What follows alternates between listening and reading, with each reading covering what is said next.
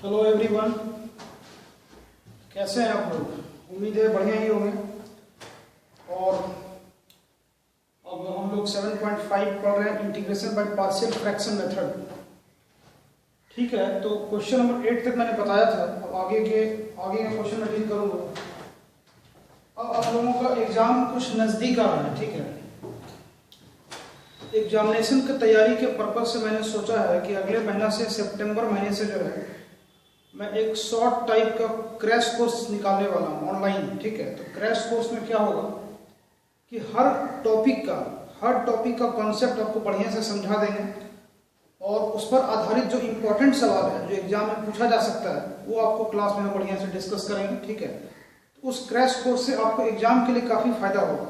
वो अगले महीने से हम शुरू करने वाले हैं। ठीक है, तो उसको भी आप लोग अटेंड कीजिएगा, वो स्पेशली फॉर एग्जाम है। ठीक है, और दूसरी बात है कि अब टाइम कम है, लॉकडाउन वाला सिचुएशन चल रहा है। ठीक है, और कोई उम्मीद नहीं दिख रहा है कि ये कब तक खत्म होगा। तो इसमें ये जरूरी हो जाता है कि आप जो है ना, पढ़ने का जो तौर तरीका है उसको इस तरह से बनाइए कि एग्जाम में ज़्यादा से ज़्यादा नंबर आ सके आपको। ये नहीं कि केसी सिन्हा का एक सवाल बना रहे हैं बैठ करके। ठीक है, तो उतना टाइम भी नहीं है और वैसा अभी सिचुएशन भी नहीं है। ठीक है, उसमें होगा क्या कि काफ़ी सारा सवाल आपसे नहीं बन पाएगा और आपको लगेगा मेरा सिलेबस कंप्लीट नहीं हो पा रहा है। तो एनसीईआरटी का बुक सफिशिएंट है। ठीक है, और आने वाले 1-2 महीने के अंदर जो है, हमको लगता है कि बिहार बोर्ड के लिए जो गेस्ट पेपर निकलता है वो भी आ जाएगा। तो गेस्ट पेपर और एनसीईआरटी इसको लेकर के आप चलते हैं। ठीक है, और पिछले 5 से 6 साल का क्वेश्चन बैंक पर अच्छे से बना लीजिएगा तो आपको हर पेपर में, हर सब्जेक्ट में बढ़िया नंबर आ जाएगा। ठीक है, तो कैसे पढ़ना है इस बारे में एक प्लान बना लीजिए। ठीक है, क्योंकि पढ़ने का तरीका अगर सही होगा ना, अगर पढ़ने का तरीका सही होगा तो 2 महीने में आपको 75-80% नंबर आ सकता है। लेकिन तरीका गलत होगा तो 1 साल भी पढ़िएगा तो अच्छा नंबर नहीं आएगा। अच्छा नंबर लाना, अच्छा मार्क्स लाना एक कला है। अच्छा मार्क्स लाने के लिए विद्वान होने की जरूरत नहीं है। ठीक है, ऐसा नहीं कि हम साल भर बहुत ज़्यादा पढ़ेंगे तो बहुत नंबर आ जाएगा, ऐसा नहीं है। मैंने पर्सनली 5 से 6 साल में के दौरान मैंने ये फील किया है कि बहुत सारा स्टूडेंट साल भर मस्ती करता है। ठीक है, 6 महीना 8 महीना मस्ती करता है और लास्ट का 3-4 महीना या 3 महीना ऐसा पढ़ लेता है कि वो जो साल भर मेहनत करता है उसको भी पीछे छोड़ देता है। तो पढ़ने का जो तरीका होना चाहिए ना, उस तरीके के बारे में सोचिए कि कैसे पढ़ा जाए, कितना पढ़ा जाए, क्या पढ़ा जाए। ठीक है, उसके बारे में रूपरेखा बनाइए, एक शेड्यूल बनाइए, एक रूटीन बनाइए। ठीक, उस रूटीन को फॉलो कीजिए। साप्ताहिक टारगेट बनाइए कि इस पूरे सप्ताह में इतना काम होना चाहिए और उस साप्ताहिक काम को जो है दैनिक, डेली बेसिस पर बांट दीजिए कि आज पूरे दिन भर में हमको ये करना है। इवन दिन को भी 2 हिस्से में बांट दीजिए, सुबह से दोपहर तक और फिर दोपहर से लेकर रात तक। तो जब आप प्लान करके पढ़िएगा, जब प्लानिंग आपका ठीक होगा ना, तो आपका काम होने लगेगा। एक्चुअली होता क्या है, लोग बिना प्लानिंग का पढ़ रहा है, बिना प्लानिंग का काम कर रहा है। तो बिना प्लानिंग का चीज़ जो है ना वो सफल नहीं होता है। अगर आपको कम टाइम में ज़्यादा सफल होने का इच्छा है तो छोटा छोटा प्लान बनाइए। लंबा चौड़ा प्लान बनाइएगा वो नहीं हो पाएगा। बहुत सारे लोगों से जैसे मैं पूछता हूँ, बहुत सारे विद्यार्थी बोलता है कि रूटीन बनाते हैं, फॉलो नहीं हो पाता है। रूटीन बनाते हैं ठीक है, लेकिन उस रूटीन को कैसे बनाना है, कम टाइम का रूटीन बनाइए। जैसे आज आप क्या करने वाले हैं दिन भर में, उसको लिख लीजिए कि आज हम मैथमेटिक्स में इतना सवाल बनाएंगे, फिजिक्स में ये वाला थ्योरी पढ़ेंगे, केमिस्ट्री में ये पढ़ेंगे, इंग्लिश में ये पढ़ेंगे। तो ये चीज़ लिखा हुआ होना चाहिए। एक डायरी मेंटेन करना पड़ेगा जिसमें कि डेली का डेली काम लिखा होगा। हो सकता है कि सारा काम नहीं होगा। ठीक है, हो सकता है कि सारा काम नहीं होगा, लेकिन उसका कुछ तो होगा, 70% होगा, 80% होगा, कुछ तो होगा। लेकिन यही बात है कि प्लानिंग के साथ अगर काम करते हैं ना तो काम होना शुरू हो जाएगा। कोई प्लानिंग नहीं है, कभी पढ़े कभी नहीं पढ़े, कभी इधर कर रहे हैं कभी उधर जा रहे हैं। ठीक है, तो उसमें क्या होता है ना, उसमें सुर ताल नहीं बन पाता है। जब तक किसी काम में सुर ताल, एक लय नहीं बनेगा, एक मोमेंटम नहीं बनेगा, तब तक उसका परिणाम आपको नहीं दिखाई देगा। ठीक है, तो अभी मान लीजिए अगस्त महीना चल रहा है, सितंबर शुरू होने वाला है, तो आप सितंबर से लेकर दिसंबर तक का एक बढ़िया प्लान बनाइए पूरे सिलेबस का। ठीक है, कि कैसे पढ़ा जाए कि दिसंबर तक में मेरा तैयारी काफ़ी बेहतरीन हो जाए। तो इस बात को आपको समझना पड़ेगा। तो ये जो है, ये इंपॉर्टेंट बात आपको हम बता रहे हैं। ठीक है, तो इसके बारे में सोचिए, है ना। बहुत ज़्यादा मेहनत करने वाला आदमी बहुत ज़्यादा सफल होगा, ये कोई ज़रूरी नहीं है। स्मार्ट वर्क होना चाहिए। हार्ड वर्क ठीक है, हार्ड वर्क भी जरूरी है, लेकिन हार्ड वर्क के साथ साथ स्मार्ट वर्क, है ना। कम टाइम में कैसे किस टेक्निक से पढ़ा जाए कि ज़्यादा नंबर आ सके। मेरे हिसाब से आपको कुछ करने का जरूरत नहीं है, ठीक है। आप सिर्फ 10 साल का क्वेश्चन पेपर को बढ़िया से सॉल्व कर लीजिए, 3 बार 4 बार 5 बार, जब तक कॉन्फिडेंस नहीं आता है। 10 साल का क्वेश्चन पेपर अगर आप समझ के बना लीजिएगा तो आपको 85% से कम नंबर नहीं आएगा। इस बात को आप नोट कर लीजिए। सिर्फ 10 साल का क्वेश्चन पेपर, क्योंकि 10 साल का जो क्वेश्चन पेपर होता है वो अपने आप में इतना सफिशिएंट है, इतना ज़्यादा है कि अगर आप उसको अच्छे से डाइजेस्ट कर लेते हैं, अच्छे से समझ के बना लेते हैं, तो आपका 500 में मान के चलिए कितना भी कम आएगा तो 400 से कम नहीं आएगा, ठीक है। और वही आप बिना दिमाग का पढ़ते रहिए सालों भर, आपको 500 में 400 नंबर नहीं आएगा। तो 10 साल का क्वेश्चन पेपर बनाने में कितना टाइम लगेगा, आप अपने आप से पूछिए कि 10 साल का जो क्वेश्चन पेपर है उसको बनाने में टाइम कितना लगेगा। 1 महीना, 2 महीना, 3 महीना, जो भी लगे, आप उस पर फोकस कीजिए। मार्केट में क्वेश्चन बैंक मिलता है, उसको खरीद लीजिए, ठीक है। हर जगह मिलता है, हर दुकान में मिल जाएगा। उसको लेकर के जो है ना सॉल्व कीजिए। और जो चीज़ आप नहीं पढ़े हैं, है ना, जो कॉन्सेप्ट आपको क्लियर नहीं है, उसका थ्योरी पढ़िए। बुक में सारा बात लिखा है। ये कोई जरूरी नहीं है कि आपको कोई टीचर समझाएगा तभी आप पढ़िएगा, ऐसा कोई जरूरी नहीं है। आप बुक को खोलिए, लाइन बाय लाइन पढ़िए, है ना, एकदम बात लिखा हुआ है। हो सकता है कि एक बार में क्लियर नहीं होगा, 2 बार पढ़िए, 3 बार पढ़िए, ठीक है। हम लोग भी यही करते हैं। कोई भी चीज़ हम लोग को मान लीजिए पढ़ाना है, कोई भी नया टॉपिक पढ़ाना है, तो हम लोग उसको लाइन बाय लाइन पढ़ लेते हैं, समझ जाते हैं, इसमें कौन सी बड़ी बात है, ठीक है। तो इस बात को समझना होगा। ये वाला जो है ना स्पून फीडिंग वाला जो हैबिट है कि कोई आदमी हमको पढ़ाएगा तब हम पढ़ेंगे, तब आप जिंदगी में कभी ग्रो नहीं कर पाइएगा। इस बात को आप ध्यान में रखिए, ठीक है। खुद में इतना क्षमता होना चाहिए कि हम बुक का लाइन बाय लाइन पढ़ के समझ सकें। हो सकता है कि कुछ बात समझ में नहीं आएगा, तो वो इंपॉर्टेंट नहीं है, वो 2 बार 3 बार 5 बार पढ़ने से समझ में आने लगता है, ठीक है। तो इस चीज़ को आप ध्यान में रखिए, ठीक है। और बाकी जो ऑनलाइन क्लासेस चल रहा है आप उसको देखिए। अभी तो पूरे इंडिया में जितने भी टीचर हैं जो लोग क्लासेस चलाते हैं, ऑनलाइन ही पढ़ा रहे हैं। ये कोई जरूरी नहीं कि आप मेरा ही वीडियो देखिए, बहुत सारे लोग पढ़ा रहे हैं, आप किसी का भी देखिए, जहाँ से आपको समझ में आ रहा है उसको देखिए। आप जरूरी क्या है, जरूरी है सीखना। ये कोई जरूरी नहीं कि आप मेरे से ही सीखिए, ठीक है। बहुत लोग पढ़ा रहा है, पूरे इंडिया में जितना भी शहर है, जितना भी कोचिंग है, हर कोचिंग का टीचर अभी ऑनलाइन पढ़ा रहा है। तो आपको जिसका भी बात समझ में आता है आप उसको देखिए, उसमें कोई बुराई नहीं है। जहाँ से ज्ञान मिलता है, ज्ञान लेने में कोई बुराई नहीं है, ठीक है। तो इस बात को ध्यान में रखिए, ठीक है। और ज़्यादा कुछ नहीं बोलते हुए अब हम आते हैं integration by partial fraction method पर।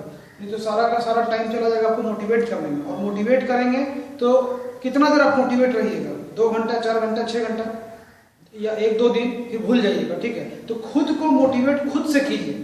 कोई बाहर का आदमी आपको मोटिवेट करेगा, दैट इज नॉट, मतलब वो ज़्यादा बेटर नहीं है। अगर आप खुद को मोटिवेट करना सीख जाते हैं ना, वो ज़्यादा इंपॉर्टेंट है, ठीक है। चलिए अब आगे बढ़ते हैं। तो हम लोग पढ़ रहे थे एक्सरसाइज 7.5, और बहुत सारा क्वेश्चन मैंने बताया था। कुछ और क्वेश्चंस हैं जो कि जानना जरूरी है, तो उसको भी आपको बताते हैं, ठीक है। तो देखिए क्वेश्चन नंबर 9, क्वेश्चन नंबर 9 में क्या है, इंटीग्रेशन ऑफ 3x + 5 और बाय x³ - x² और -x + 1 × dx, ठीक है। इसको इंटीग्रेट करना है। तो इसको इंटीग्रेट करना है तो पहले हम गौर करेंगे नीचे वाले पर। इसका जो डिनोमिनेटर है उसको देखिए। तो डिनोमिनेटर को जब रेशनलाइज कीजिएगा, जब फैक्टराइज करेंगे, ठीक है, 3x + 5, तो इसका फैक्टर निकाल सकते हैं। इसको हम रफ में निकाल के यहाँ दिखा देते हैं, ठीक है। इस दोनों में कॉमन क्या है, x² कॉमन है, क्या बचेगा, x - 1। इस दोनों में -1 कॉमन लीजिए, यहाँ हो गया x - 1, ये आपका हो गया x - 1 × x² - 1। ये बात क्लियर है। तो इसको गुणनखंड किए, फैक्टराइज किए, तो ये हो गया x - 1 × x² - 1। Into d x. ठीक है, अब क्या करेंगे, अभी इसको हम एक बार और तोड़ सकते हैं, इसका भी गुणनखंड हो सकता है। तो ये आपका हो जाएगा 3x प्लस 5 और by x minus 1 into a square minus b square, तोड़ देंगे तो हो जाएगा x plus 1 into x minus 1 into d x. ये बात क्लियर है। अब यहां पर एक चीज ध्यान दीजिए, x माइनस 1 और x माइनस 1 दो बार है, तो हम इसको क्या लिख सकते हैं, ये आपका हो जाएगा 3x plus 5 by x plus 1 और x minus 1 into x minus 1, ये आपका हो गया x माइनस 1 का होल स्क्वायर। यहां तक ठीक है। अच्छा, अब हमको इसको इंटीग्रेट करना है, तो इंटीग्रेट करना है पार्शियल फ्रैक्शन मेथड लगाना है। ठीक है, तो पार्शियल फ्रैक्शन मेथड जो लगाएंगे तो कैसे लगाएंगे, देखिए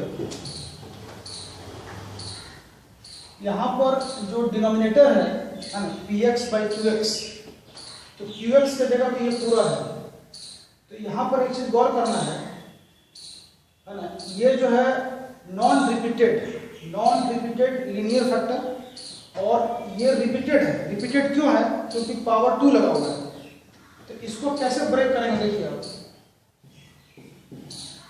नियम आपको लिखवा दिए हैं। जो लोग वीडियो नहीं देखे हैं पार्शियल फ्रैक्शन का, जाके देखिए, पिछला वीडियो देखिए, पिछला का पिछला देखिए, है ना।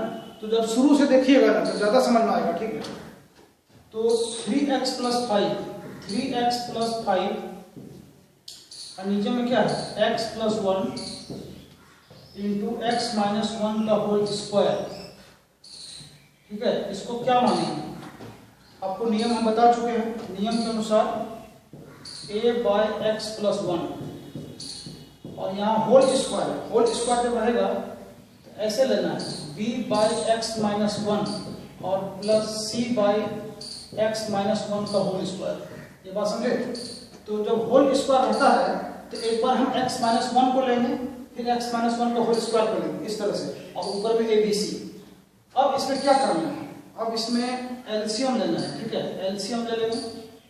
एलसीएम आएगा x प्लस 1 और यहाँ आ जाएगा x माइनस 1 का होल स्क्वायर। बहुत लोग गलती से क्या करता है, दोनों को मल्टीप्लाई करता है। मल्टीप्लाई नहीं करना है, जिसका पावर ज्यादा है उसको लेना है। ठीक है, एलसीएम ये होता है।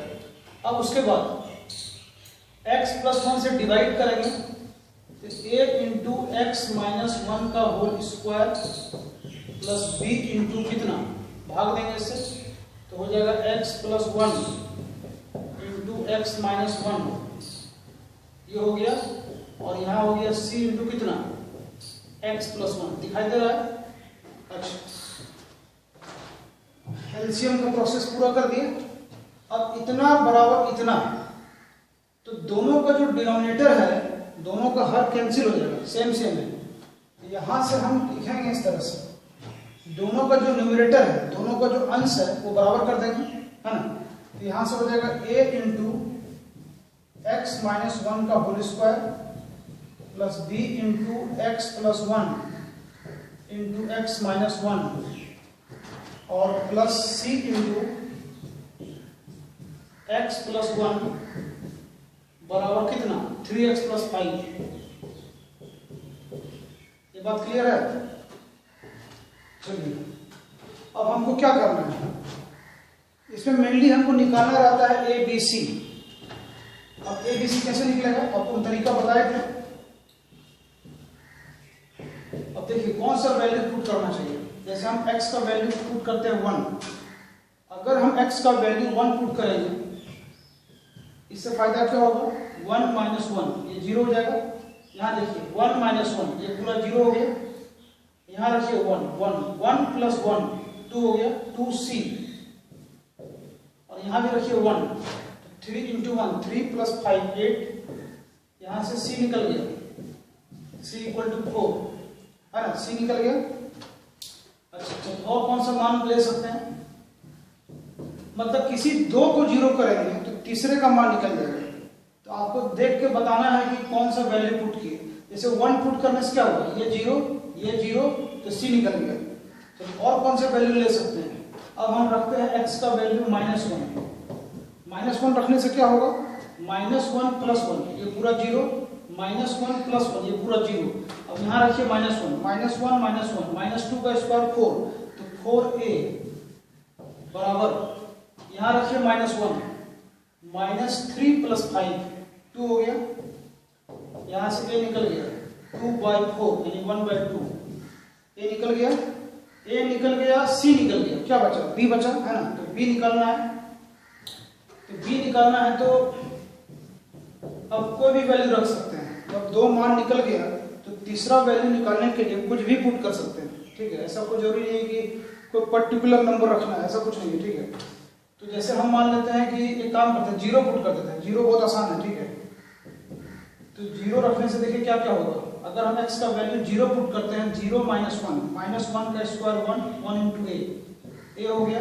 यहाँ रखिए 0 0 + 1 1 0 -1 तो -b और यहाँ रखिए 0 0 + 1 तो 1 × c बराबर कितना, यहाँ रखिए 0 3 × 0 0 0 + 5 हो गया। इसको सॉल्व कर देते हैं। इसमें a मालूम है ना, a कितना निकाले, हाफ, a का वैल्यू हाफ -b और c का वैल्यू कितना है, c का वैल्यू 4 = 5। अब यहां से इसको सॉल्व कीजिए। कैसे सॉल्व करेंगे, 4 + ½ 4.5, 4 + आधा 4.5, 4.5 का मतलब क्या होता है 9/2, तो 9/2 -b बराबर 5। यहां से b निकल गया, -b उधर लगे, 5 उधर लगे, तो 9/2 - 5 तो ये हो गया -½ तो निकल गया ABC। यहाँ लिख देते हैं सारा वैल्यू। वी गेट a बराबर कितना, a निकला ½ b कितना निकला -½ और c कितना निकला, c निकला 4। तो जब ABC निकल गया तो इसका मतलब सवाल बन गया, ठीक है। अब सवाल में कुछ खास नहीं है, तो इसको पहले आप एक बार नोट कर लीजिए, उसके बाद हम आपको आगे बताते हैं।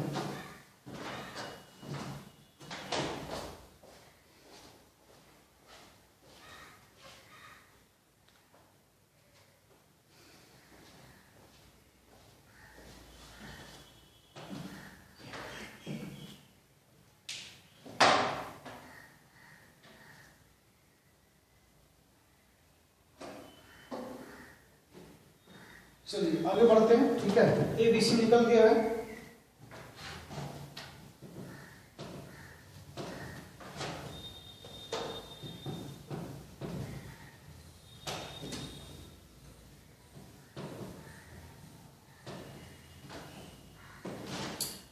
अब जो है इंटीग्रेट करना है, तो इस इंटीग्रेंड को हम इतना माने हैं, तो इसके बदले में उसको यूज करेंगे और इंटीग्रेशन को i मान लेते हैं, ठीक है।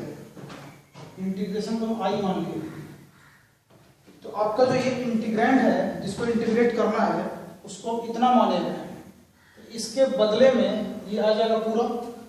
और ABC क्या है, कांस्टेंट है, तो कांस्टेंट को बाहर निकाल देंगे। तो देखिए a का वैल्यू कितना है, या हम इसको ऐसे लिख देते हैं, a का वैल्यू ½ बटा x + 1 और प्लस b कितना है -½ बटा x - 1 और प्लस c का वैल्यू 4 है, 4/x - 1 का होल स्क्वायर, ठीक है, इंटू dx। तो अब इसको इंटीग्रेट करना है, तो हम तीनों को सेपरेट कर देंगे और कांस्टेंट को बाहर कर देंगे।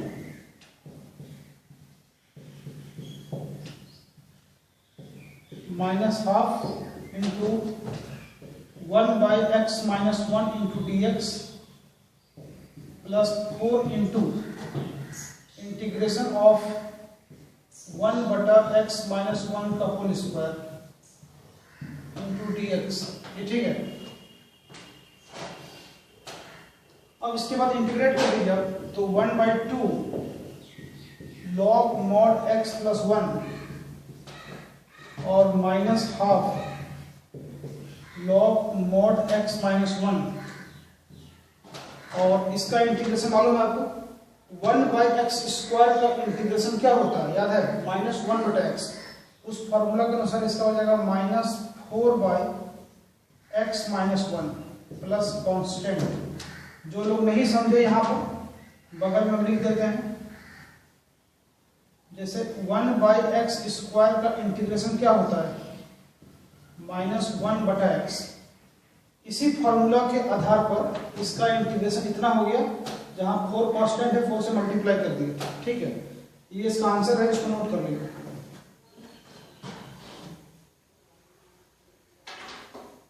इस टाइप का जो भी सवाल दिया है इस तरीके से बना सकते हैं।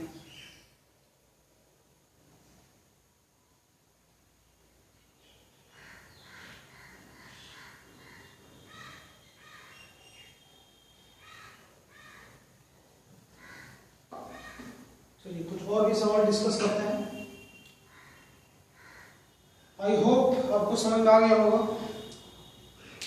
अगर एक बार में नहीं समझ में आता है तो वीडियो को दोबारा देखिए, 2 बार 3 बार देखिए, आपको समझ में आएगा, ठीक है। ऐसा कुछ खास बात नहीं है। अगर आप शुरू से देख रहे हैं, पहला क्लास किए हैं, दूसरा क्लास किए हैं, तो ये तीसरा क्लास भी आपको समझ में आता होगा। जो लोग नहीं किए हैं उनको दिक्कत हो रहा हो तो पहले का वीडियो देखिए, पार्शियल फ्रैक्शन का वीडियो हम डाले हुए हैं, ठीक है।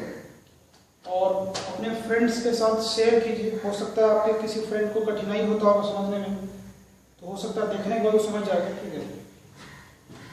अपना भला तो कर ही रहे हैं, थोड़ा दूसरे का भी भला कीजिए।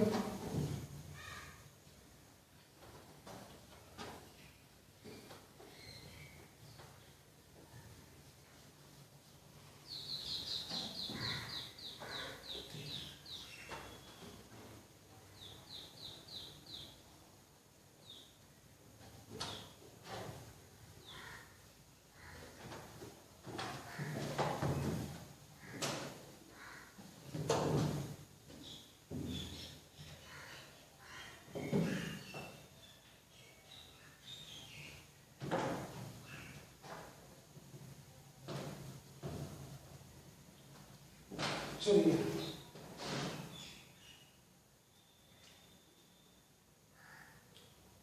क्वेश्चन नंबर 10 और क्वेश्चन नंबर 11, ठीक है। क्वेश्चन नंबर 10 और क्वेश्चन नंबर 11 एक ही टाइप का सवाल है। आपको हम पूरा नहीं बताते हैं, हिंट दे देते हैं, आप बना लीजिएगा खुद से, ठीक है। देखिए क्वेश्चन नंबर 11 क्या है, बहुत आसान सवाल। जैसे क्वेश्चन दिया है 5x by x plus 1 into x² minus 4। तो जैसे यहां पर देखिए, ये वाला जो है ना, ये आपका हो गया लीनियर फैक्टर, और ये क्या है, क्वाड्रेटिक है।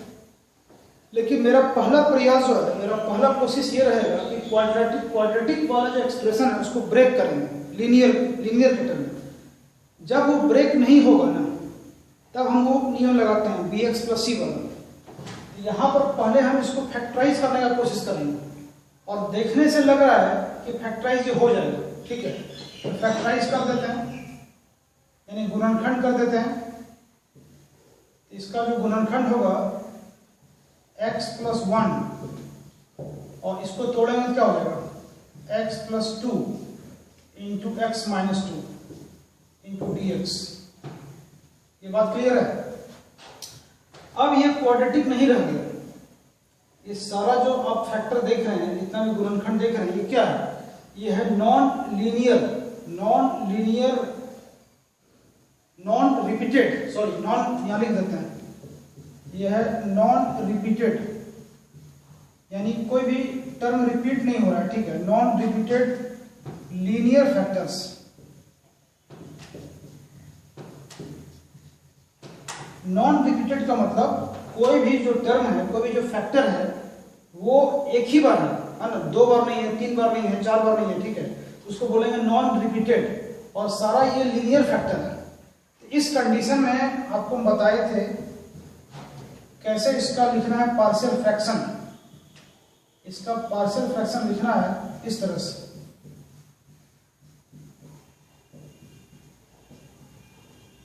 इसको हम एज्यूम कर लेंगे, मान लेंगे, क्या मानेंगे, इसको मानेंगे a बटा x प्लस 1 प्लस b बटा x प्लस 2 और प्लस c बटा x माइनस 2।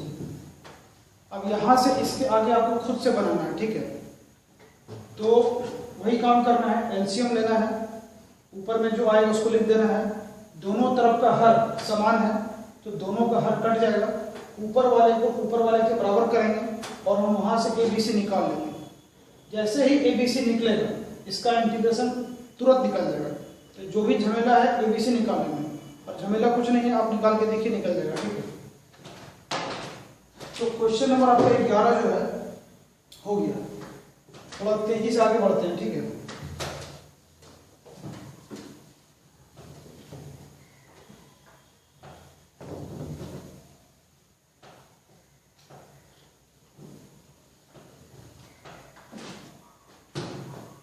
चलिए क्वेश्चन नंबर 12।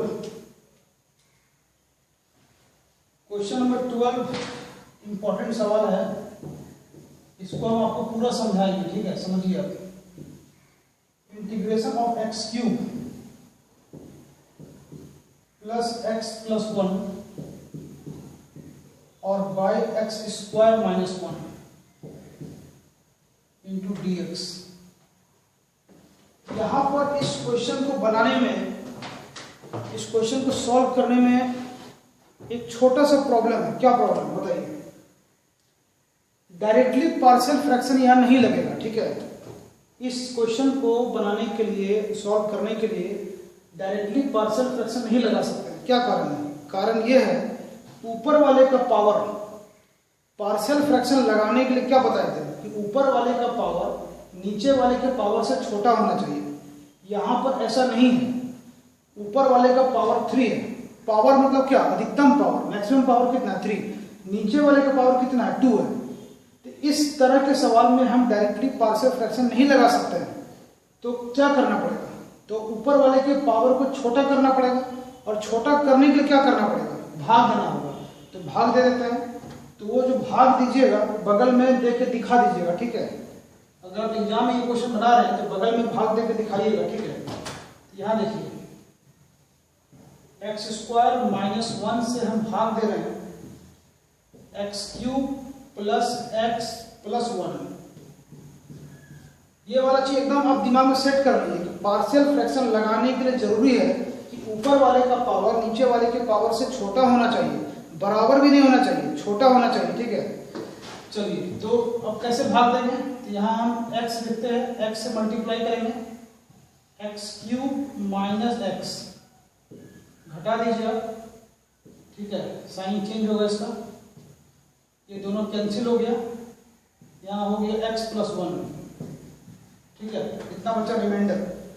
आपको बताए थे भाज्य बराबर भाजक गुना भागफल प्लस शेषफल, मालूम है। तो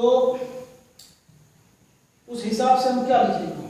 x cube plus x plus 1 बराबर x इंटू इतना, x into x square minus 1 plus reminder. तो रिमाइंडर आपका कितना है? प्लस 1 है, इस तरह से। तो इसके बदले में, है ना, इसके बदले में हम इतना लिख सकते हैं। अब इसका यूज वहां करेंगे। तो चलिए ऊपर वाले को हटा देंगे, ऊपर वाले के बदले में लिखेंगे x into x square minus 1 और प्लस x प्लस 1, और नीचे में x square minus 1 into dx। ये ठीक है। अब नीचे वाले से अलग अलग दोनों में भाग लीजिए। यहां ये कट जाएगा, है ना, कटेगा ना, तो बचेगा x और plus x plus 1 by x square. यहां यहीं पर अलग अलग कर देते हैं, ठीक है। दोनों को सेपरेट लिख देते हैं, भाग दे करके दोनों को अलग अलग कर देते हैं। x इंटू डी एक्स और प्लस यहां हो गया x प्लस 1 और by x square minus one. X square minus one को क्या लिख सकते हैं, इसको लिख सकते हैं एक्स प्लस वन और इंटू एक्स माइनस वन, ठीक है। तो इंटू डी एक्स, यहां पर कुछ कट भी रहा है, यहां जब देखिएगा ध्यान से तो ये दोनों कट रहा है, एक्स प्लस वन कट रहा है, ठीक है। तो कटाइए उसको और उसके बाद फिर जो है आगे बढ़ेंगे।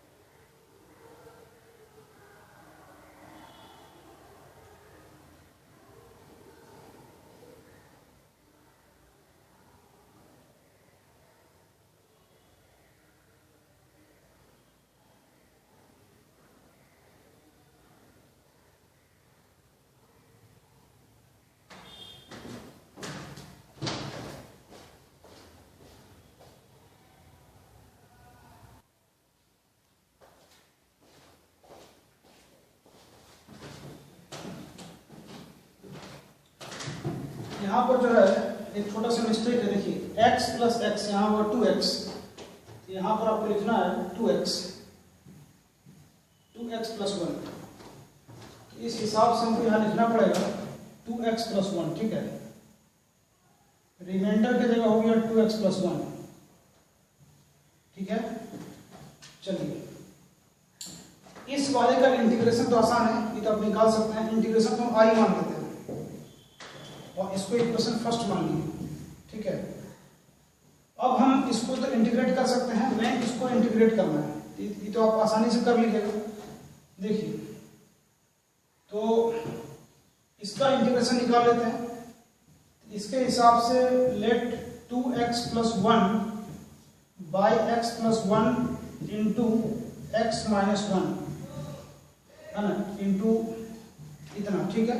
अब इसको हम मान लेंगे a by x plus one और plus b by x minus one, ठीक है। अब इसमें एलसीएम ले लीजिए, एलसीएम आ गया आपका x plus one into x minus one और ऊपर में a into x minus one और plus b into x plus one, ठीक है। दोनों तरफ का हर कट जाएगा। यहां से हम लिखेंगे a into x minus one plus b into x plus one बराबर कितना 2x प्लस वन। अब यहां से हमको a और b निकालना है, तो a और b जो निकालना है तो इस x का वैल्यू 1 पुट कर दिए, तो 1 माइनस वन, ये पूरा जीरो हो गया। 1 प्लस वन 2b बराबर, यहां रखिए 1, तो 2 प्लस वन 3, यहां से b निकल गया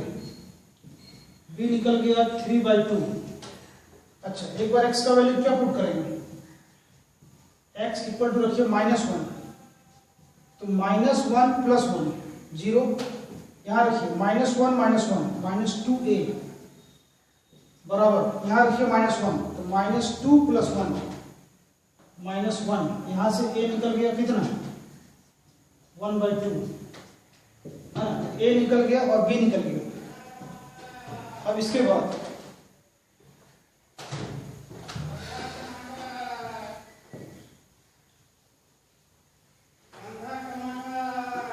चलिए इसके बाद क्या करना है, पहले हम इस इंटीग्रेशन को निकाल लेते हैं, इस वाले को।